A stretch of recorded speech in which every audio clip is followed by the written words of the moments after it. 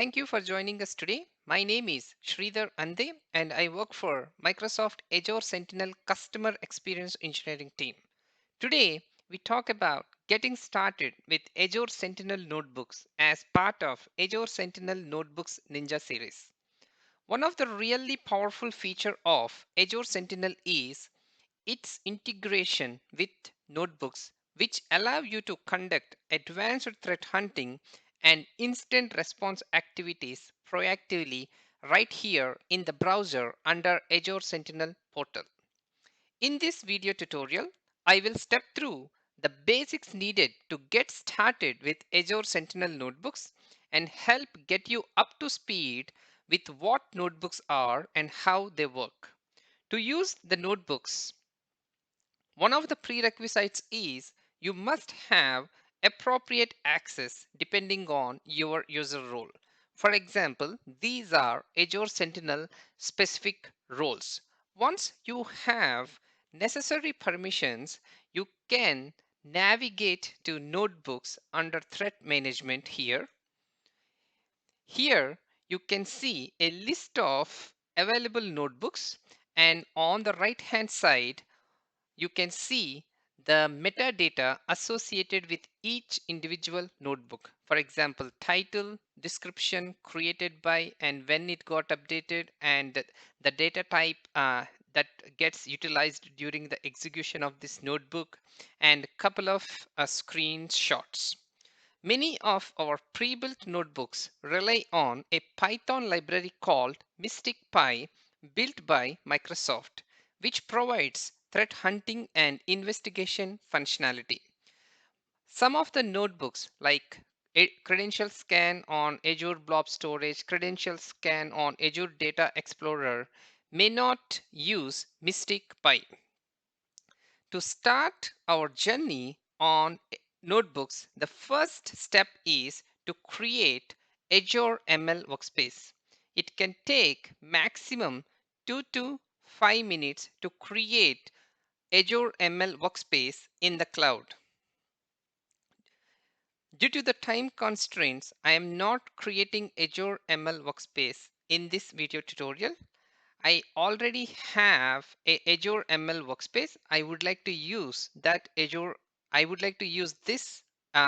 ML workspace for my demo today.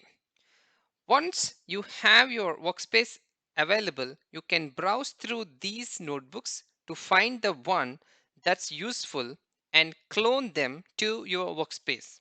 But for today's demo, I am going to execute a getting started guide for Azure Sentinel ML notebooks. Once you select your notebook, come to the right hand side and click on clone notebook template.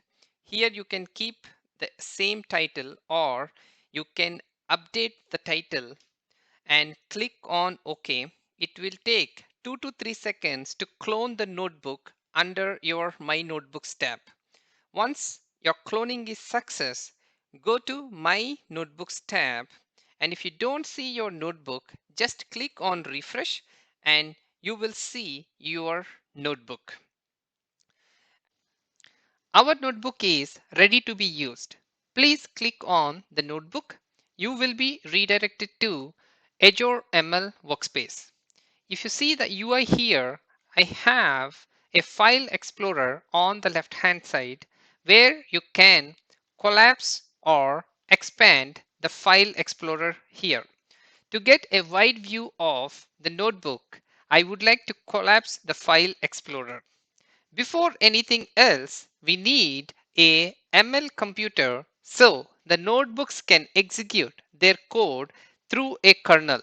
If you are here for the first time, if you don't see a compute, you can create a compute by simply clicking on New Compute, or else you can go here on the compute section and create a new compute. A typical ML computer is built on a Linux server. Just in case, I recommend to execute an update or upgrade command by simply going to the terminal of your Linux server and paste the following code to upgrade your Linux server. Once the Linux server is updated, come back to your notebook to start executing our code cells. In order to execute our code cells, I would like to follow the order that is defined in the table of contents. Before getting into the execution, I would like to start with Notebooks 101, like the basic fundamentals of notebooks, like what is a Jupyter notebook? A Jupyter notebook is an interactive development and data manipulation environment presented in a browser. This is nothing but a document made up of cells that contains interactive code, and you can get the code output and you can put some text and images. For example, whatever the text you are seeing here is called markdown text. You can have a code cell or you can have a markdown cell.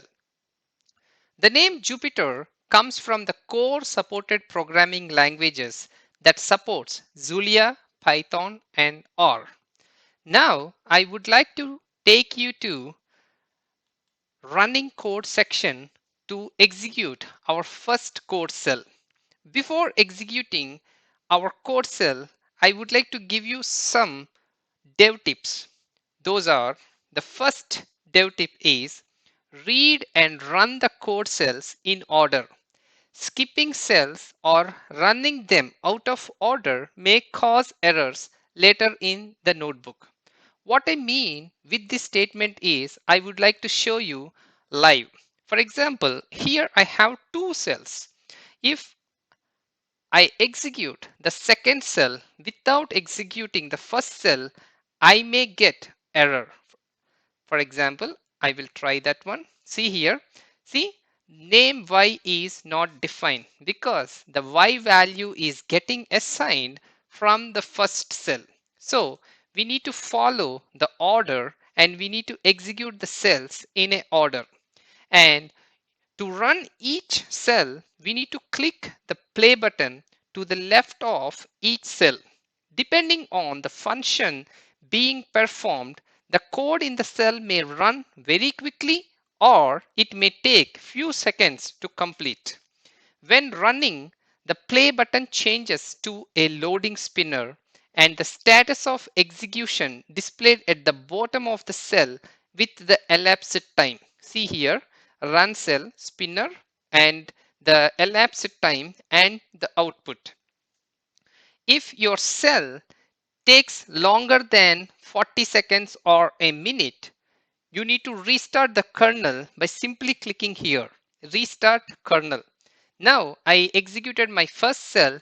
Let's see what happens in the second cell. Let's run the second cell. See, now instead of error, I got the response as 6 because 4 plus 2 equals to 6.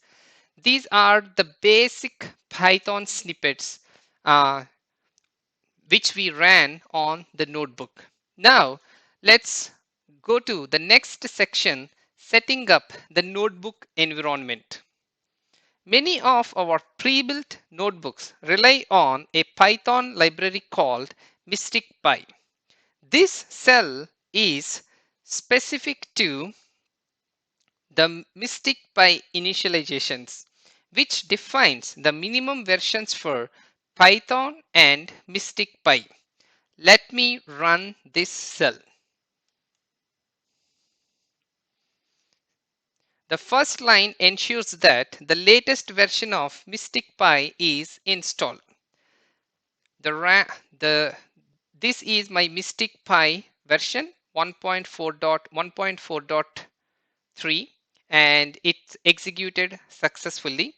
After executing this cell, we will have a MysticPy installed and configured. And there is a function called init notebook function creates a configuration file under the files. In order to see the configuration file, expand the file explorer, and if you don't see the mysticpy config.yaml, just refresh the file explorer and you will see the mysticpy config.yaml.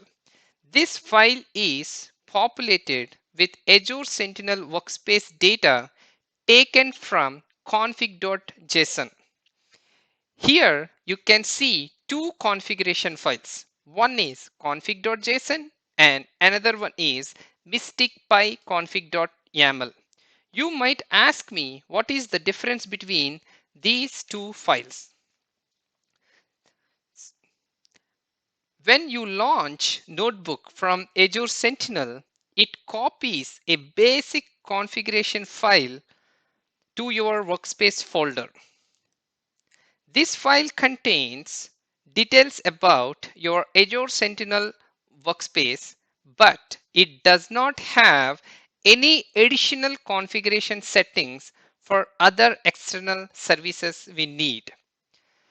So that's why a init notebook function created extra configuration file called mysticpy config.yaml where we can have additional configuration to connect our Azure Sentinel sources,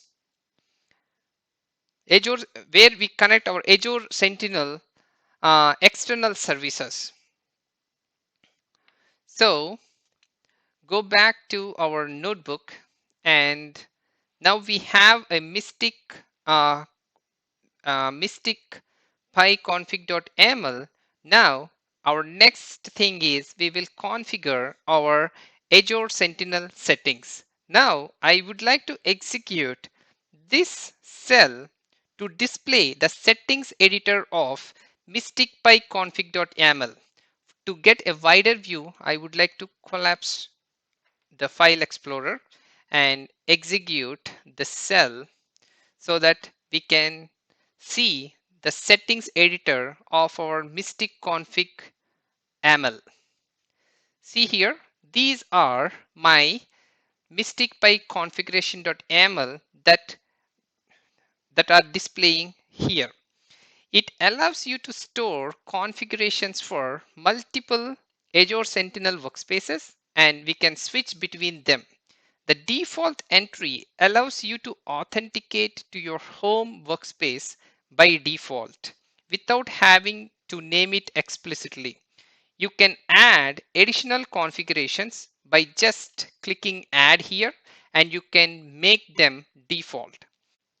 The latest release of mysticpy 1.4.2 supports Azure Commercial, Azure China, Azure Go, and Azure Germany cloud providers too.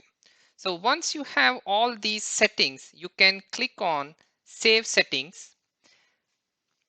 And the next section is adding threat intel and geo IP providers.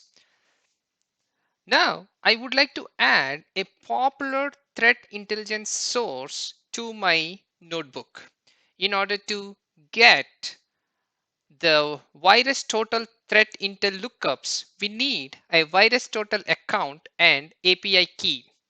Here are all the instructions to get a free account at virus total so that you can use your own API key to get the threat intel lookups.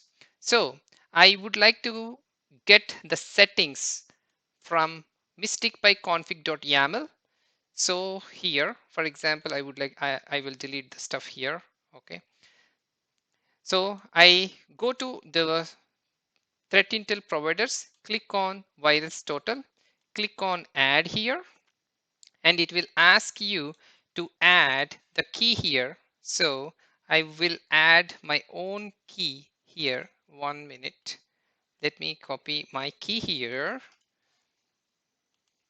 Control V, and click on update and click on save settings. The next section is add GeoLite provider. In order to get those settings, I would like to run this cell. So where I will get the Geo IP providers here, I would like to add Geo IP Lite, click on add, And now I would like to add the API key of the Geolite here. Copy and paste here. Click on Save Settings. And the next section is validate your settings. So I would like to validate all my settings here. You may see some warnings saying that geo IP missing, okay, does not match authorization key. Update and validate settings. See here, no errors found, no warnings found. Okay, and click on close. So the validation part is success. Now we need to load our files. You have saved all your settings to mysticpyconfig.yaml on the disk. So let's go to our file explorer for a minute and refresh the file explorer and click on the mysticpyconfig.yaml. Here, 1 minute. Let me close all the stuff. Click on refresh again. Click on mysticpyconfig.yaml. If you see, when I refresh the mysticpyconfig.yaml, I am able to see all the settings which I did here. Here, the auth key did not copied well, so I would like to put the auth key here. We can edit mysticpyconfig.yaml here also. Okay, copy my auth key and paste here, allow, and click on save. So successfully saved. Refresh here. Okay, go back to our notebook. Okay, where we are here. Load our saved settings. So the file is successfully saved on the disk. Now we need to run the following cell to reload all these settings from this configuration file. Let's run this. Okay, it's successfully executed. Okay, and now up to this point we initialized environment and configured basic settings. Now we will go ahead and test using the MysticPy query provider class. Query provider is queries a data source, in this case your Azure Sentinel workspace, and makes the queried data available to view and analyze in your notebook. Let's run the load query provider here. Run the query provider. Okay, successful. Okay, if you see a warning like runtime dependency of PyZ object is missing, okay, uh, the warning does not impact any functionality of this notebook. For example, if you want to run, okay, you can go to the you can go back FAQ section to install the missing objects also. And now the next thing is we need to authenticate to Azure Sentinel process. Okay, go here, go to this cell and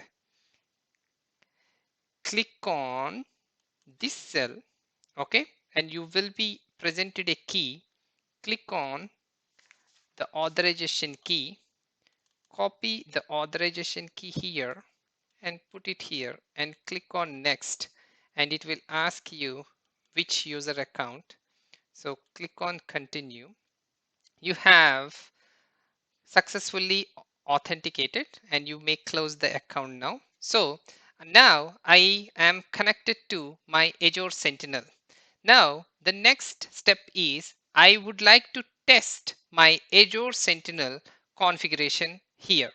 So now in this cell, I would like to get a list of tables from my workspace with schema tables property. Let's run this cell. See, I got all the sample of first 10 tables in the schema. So now in the next cell, I would like to get sample of available queries because Mystic Pi includes a number of built-in queries that you can run. That means no need to write any queries from the scratch. We have some built-in queries available so that you can run directly. So this cell will give you a sample of available queries. See here, these are all available queries. In order to view this result in a filterable list, okay, we have an option using query browser. Okay, using the query browser, we can see the functions in a scrollable and filterable list. And for example, if you select any query, it shows the required optional parameter. Let us see that one. So here, these are all scrollable and filterable functions. If you select any function, it will give you what parameters are required and what is the query. Now we have all the queries. Now it's time to run some sample queries.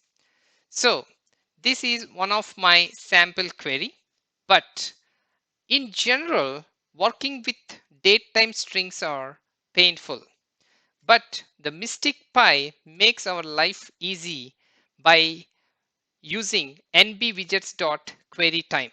So I would like to open the time control of my query provider.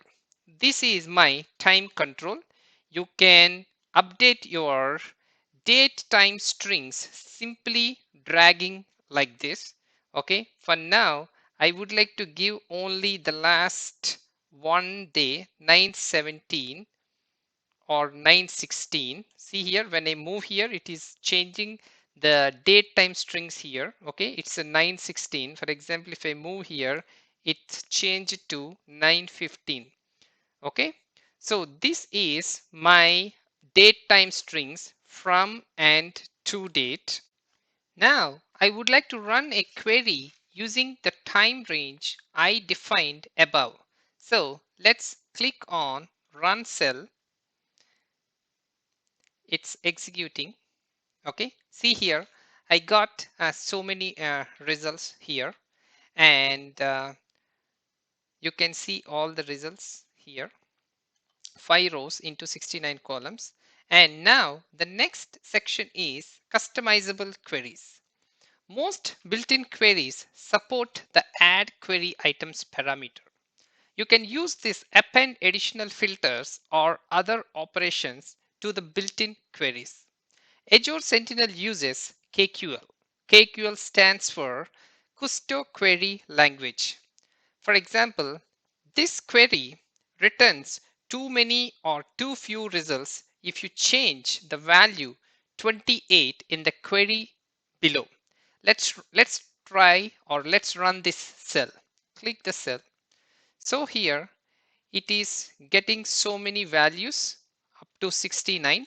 Okay, so let's change the 28 to, okay, sorry, 28 to, let's say 60 days and run. Okay, we might see more results. Okay, and convert that value to just for 6. Okay, we will see this is how you can update your queries here. Okay, and now the next section is testing our threat intelligence, virus total, and GeoLite configuration. As we already configured the virus total and GeoLite in our mysticpyconfig.yaml, now it's time to test with a bad IP address. This is the code, and I would like to do a threat intel lookup for this IP address. Let's run the cell. So we have this item.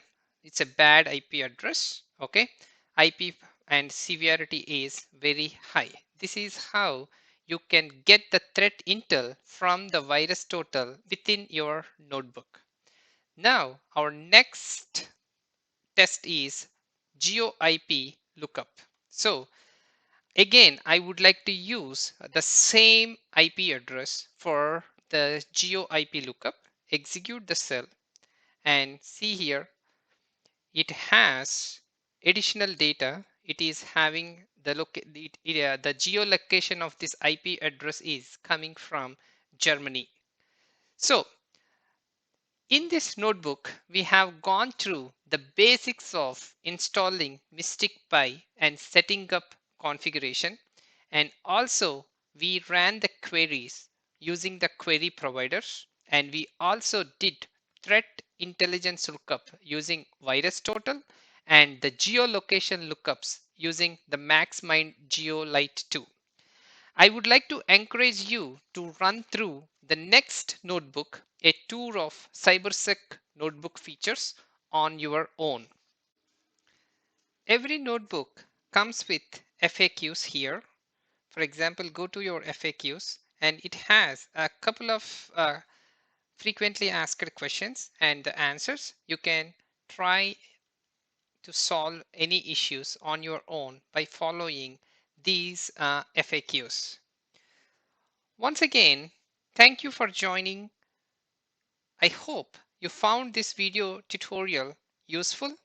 For more details on Azure Sentinel notebooks and how to get most of the product, check out our resources at our tech community, Azure Sentinel tech community blog, and also docs.microsoft.com. Thank you.